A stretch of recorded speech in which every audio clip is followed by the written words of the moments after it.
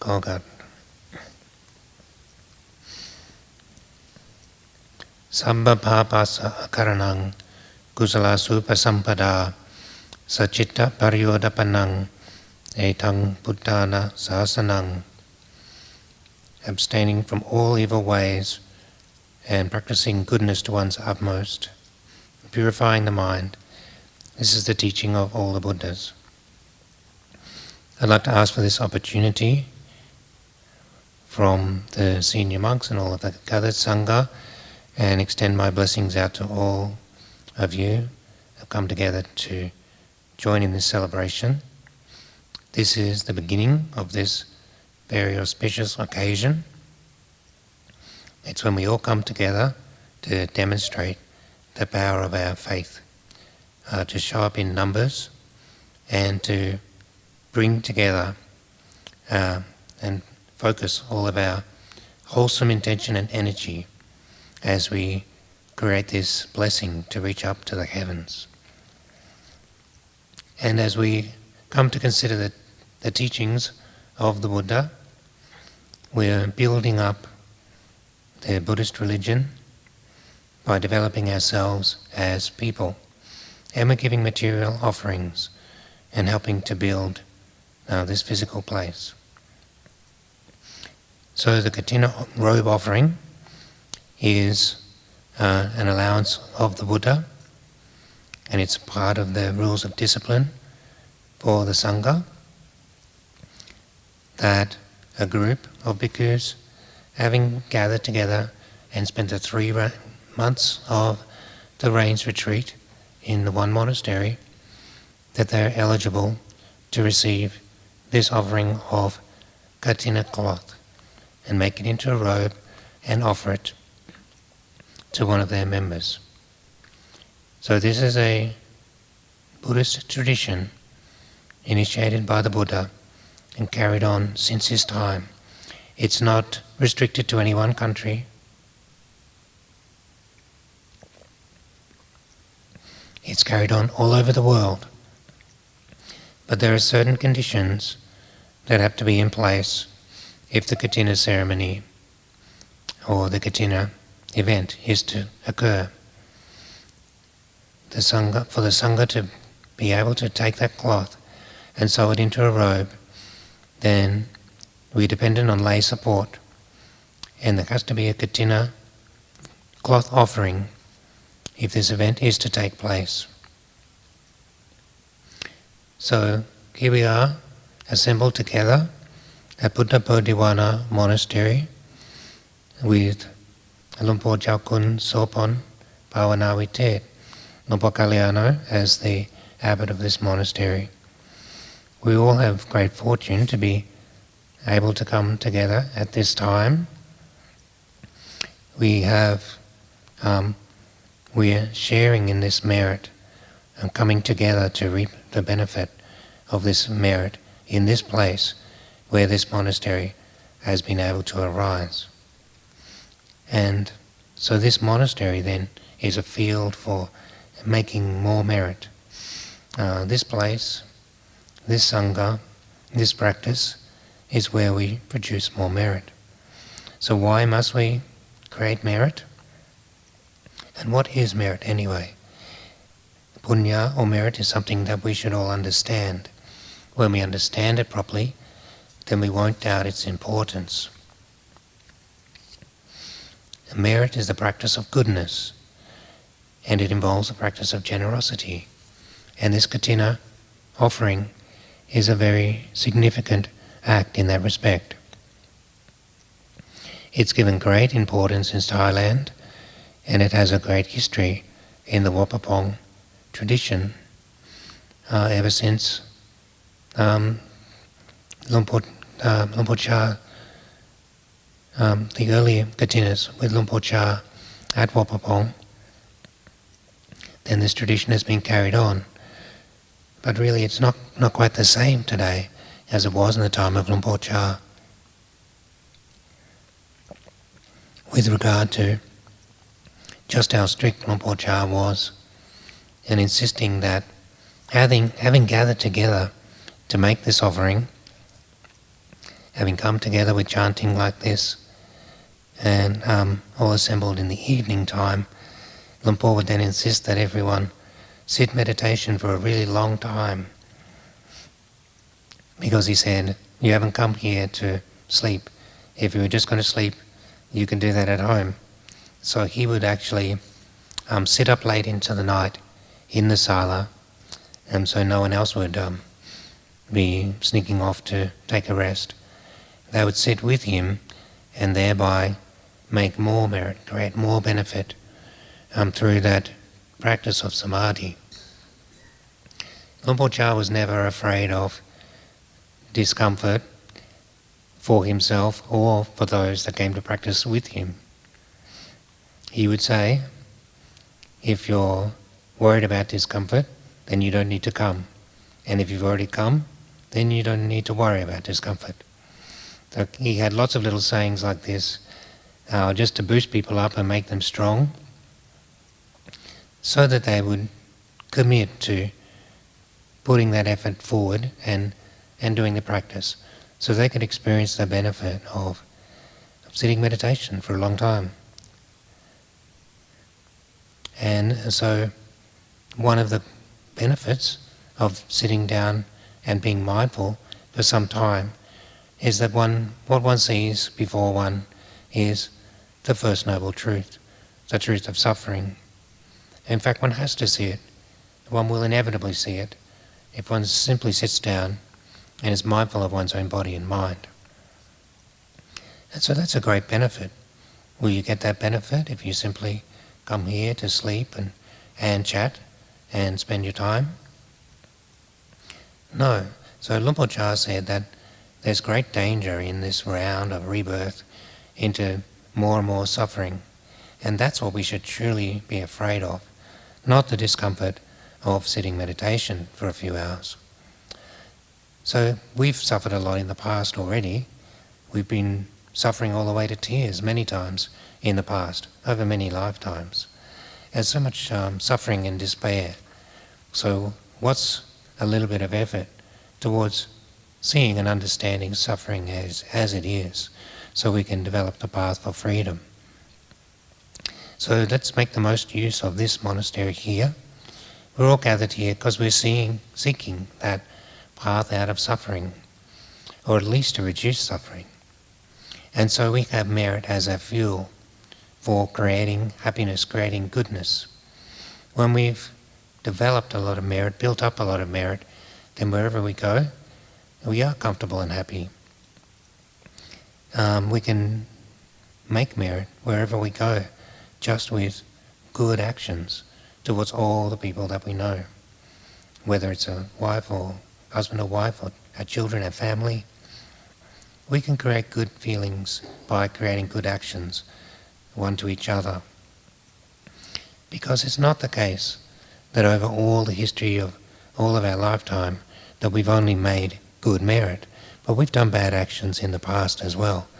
So we will be subject to some misfortune and some resentment from others.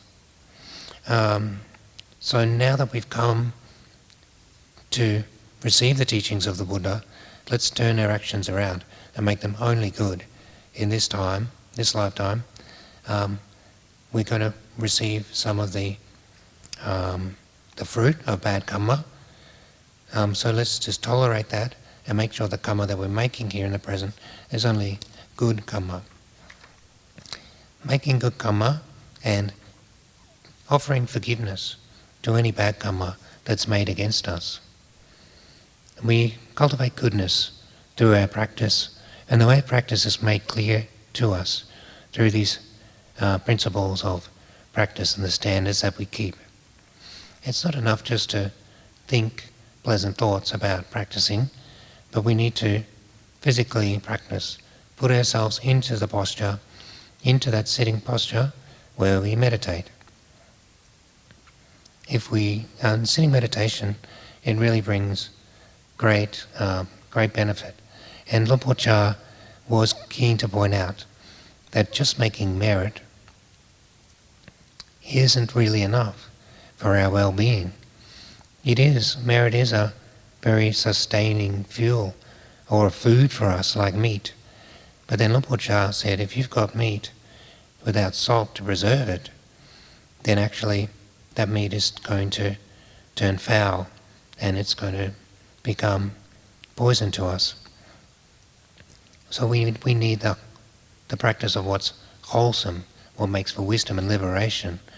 We need the practice of kusala, not only the practice of punya or merit. Think about it.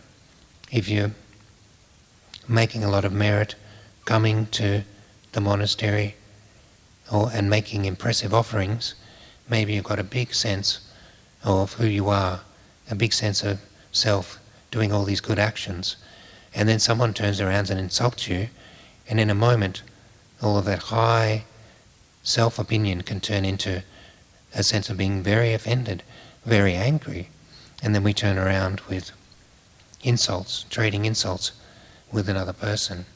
So we fall down from happiness into unhappiness, and we fall away from our meritorious action and get caught up once again in unwholesome action.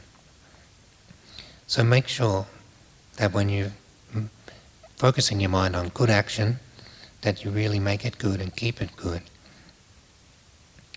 So Luang Por Chah would always set the example, sitting meditation.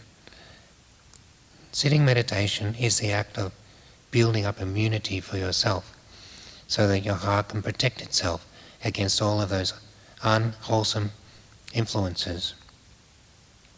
If we don't build up immunity for our mind, then when we come into contact with the world through seeing and hearing things, then unwholesome states can arise in the mind. So we need a sitting of meditation to develop that stability and security for our mind. So we sit in meditation and we focus on Buddho. That means we know Put as we breathe in, and we know To as we breathe out. So with every breath we know Buddho, we have the one who knows. We're building mindfulness. If, having sat down to meditate, after a very short time we just get up and leave because we're uncomfortable, then we haven't got a lot of tolerance or endurance in our heart. We haven't built up the patience that we need to have that real sense of resistance or immunity to all the harsh things that we might meet with in life. So if we do only a little, we'll get only a little benefit. We need to do a lot if we want to receive a lot of benefit. So when we think about it, we're caught up with a lot of chaos and uncertainty in the world. A lot of what we do in the world makes our mind unsettled. A lot of what happens to us in the world can easily unsettle the mind. So we need to do a lot of samadhi if we're going to have the peace of mind to balance that all out. Sitting meditation means to make the mind peaceful. And what's the benefit of peace? Well, the Buddha said, there's no higher happiness than peace. And that's why we should aim to develop peace. If we don't develop peace for the mind, then we've all seen the mind can just swing from one extreme to the other with lots of unpleasant thoughts, with thoughts of ill will and disappointment. They just come as a result of our actions. And they come as a result of our experience in the world. So let's make up our mind to develop meditation for the sake of insight and for the sake of peace. So I'd like to say Anumodana in celebration of all of your goodness. We've developed enough goodness that we can find a place like this and habitually make merit and practice the Dhamma together. I've travelled here all the way from Thailand to be part of this auspicious ceremony, to be part of this harmonious effort, and come to this place where we can all make merit together. But I think I should add a little more instead of just stopping with just this much. I just want to really encourage everyone just to make a little bit of effort. Find a way to put a bit more effort into your practice, to put a bit more time into your practice, and to make a little more sacrifice, to give up something more. I remember speaking about my memories of Wat Pah Pong in the early days, just a couple of days here in the afternoon. I talked about how the standards we had for practice was what made for beauty, what made the monastery such a peaceful and beautiful place.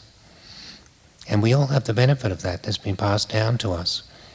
I was so lucky to be there at the beginning. In the time, the physical monastery wasn't so beautiful. We only had the first very simple, basic bamboo kutis. We hadn't yet built the nice concrete ones that we have today. But on the outside, maybe it wasn't so beautiful. But on the inside, the sense of peace that we had there was very beautiful. Luang Por Chah, he said that we already have a natural environment here, and which is naturally peaceful. So go and practice and use that forest for the sake of your practice, so that your heart can be peaceful. Luang Por Chah was never afraid of discomfort in his own practice. He used it as a fuel for insight. If we're too comfortable, we tend to just feel like we're too weak. So the more we practice, the stronger we become, the stronger our hearts become. If we are weak in our practice, then we think that a little pain is going to kill us. We think that a little drowsiness is going to kill us. And Luang Por Chah would say, well, if it's going to die, then let it die. But what he meant was just to let the sense of laziness and resentment die. And all that'll be left is our patience and our commitment. So the kind of love that a Guru Bhajan has for his disciples is not exactly the same kind of love that a mother has for a child. When a parent with a child is always going to be afraid for the child and always try to keep them out of uncomfortable situations. Always just tell them just to go and rest, go and find somewhere and rest comfortably. Well, Luang Por Chah was not like that. He told those who were practicing with him to go through the discomfort and use the discomfort to find what's really true and of value in the heart. He said, you won't die just by sitting meditation all night. So establish your mind, establish your intention, and sit down and meditate in this place.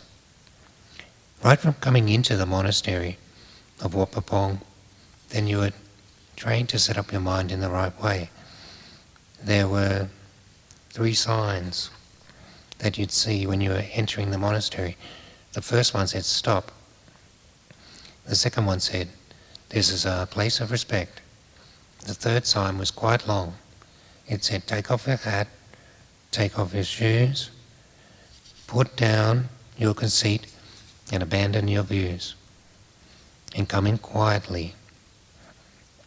Don't make any loud noise. So seeing those signs, they wanted to prepare oneself to come into the monastery quietly, and then one experienced the peace straight away, both on the outside and on the inside as well. The monastery really was a silent place.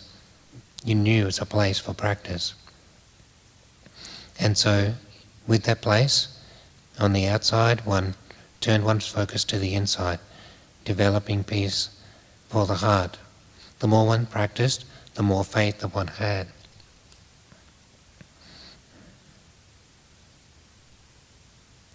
And so the more faith one had, the more effort one put into practice, the more one was willing to give up for the practice.